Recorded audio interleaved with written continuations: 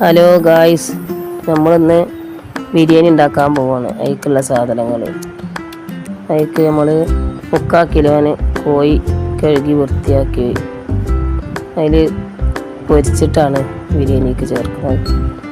അതിനാവശ്യമായ മസാല: കോഴിക്ക് ലേശം മഞ്ഞൾപ്പൊടി, മുളക് പൊടി, കുറച്ച് ഉപ്പ് കുറച്ചിട്ടാൽ മതി.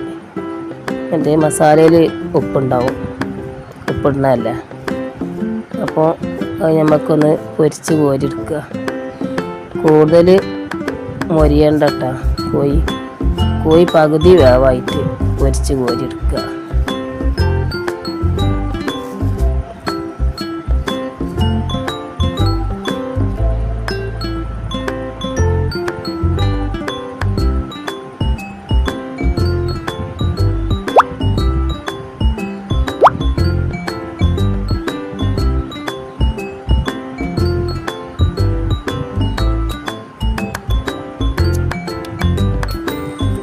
അപ്പോൾ നമ്മൾ കോഴിയൊക്കെ പൊരിച്ച് കോരി എടുത്തിട്ടാ. അത് കഴിഞ്ഞ് നമ്മൾ മസാല ഉണ്ടാക്കാൻ ഒരു പാത്രം അടുപ്പത്ത് വെച്ച് അതിലേക്ക് കുറച്ച് ഫ്ലവർ ഓയിൽ ഒഴിച്ച് സവാള അതിൽ വഴറ്റാനും വേണ്ടി കുറച്ച് സവാള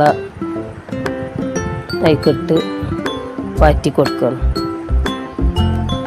സവാള ഒന്ന് നല്ല വഴറ്റി വരട്ടെ.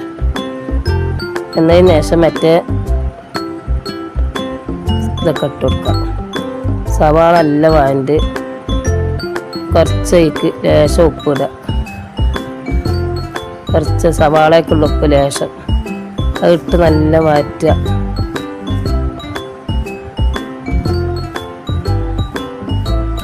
ആ കുറച്ച് വഴറ്റി വന്നു. അതിലേക്ക് തക്കാളി ചേർത്തെടുത്ത് കുറച്ച് പച്ചമുളക്, നമുക്ക് എരിവിന് ആവശ്യമുള്ള പച്ചമുളകും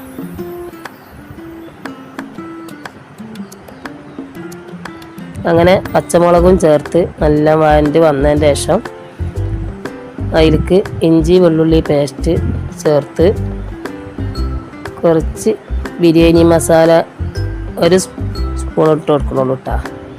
കുറച്ച് ബിരിയാണി മസാല, ചിക്കൻ മസാലയും കുറച്ച് ഇട്ട് കൊടുക്കുക. അങ്ങനെ ആ പൊടികൾ നല്ല നമ്മൾ നല്ല ഇളക്കി കൊടുത്ത് നല്ല വഴറ്റി വരുമ്പോൾ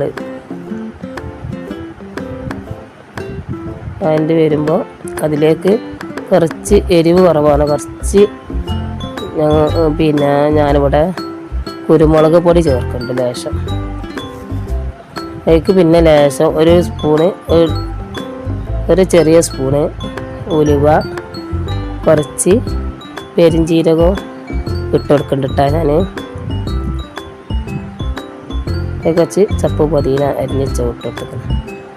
അങ്ങനെ നമ്മൾ മസാല നല്ല ഇങ്ങോട്ട് വെന്ത് ഗ്രേവി പോലാക്കി ആ ചിക്കൻ പൊരിച്ചതും അതിലേക്ക് ചേർത്ത് കൊടുക്കുന്നുണ്ട്. ചിക്കൻ പൊരിച്ചതും ചേർത്ത് കൊടുത്ത് നല്ല നമ്മളുണ്ട് ഒന്ന് ആ ചിക്കൻമൊക്കെ ആ മസാല ഒക്കെ നല്ല ഒന്ന് ഇതായി കിട്ടണം.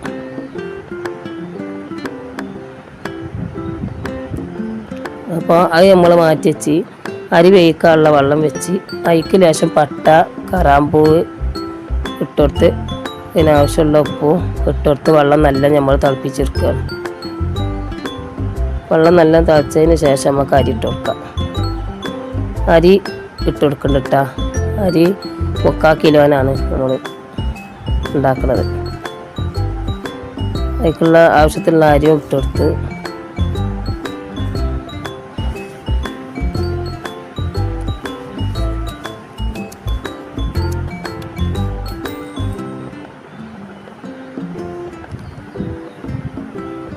അരി വെന്ത് നമുക്കിനി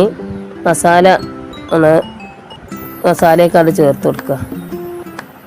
വെന്ത് മസാലയൊക്കെ ഊറ്റിട്ട് കൊടുക്കുക കേട്ടോ.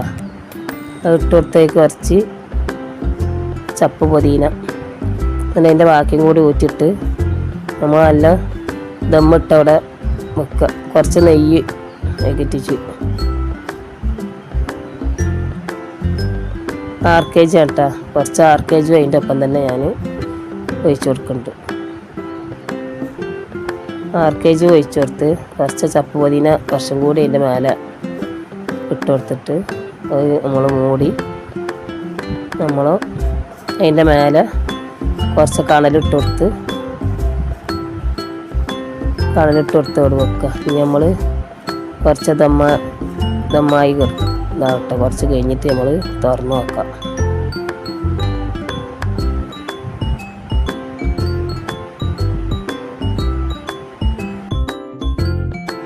അപ്പോൾ നമ്മൾ ബിരിയാണിയൊക്കെ അതവിടെ റെഡി ആയിക്കണേ. നമ്മൾ ദമ്മ് പൊട്ടിക്കണേ കാണിക്കാൻ മറന്ന് വിട്ടുപോയി.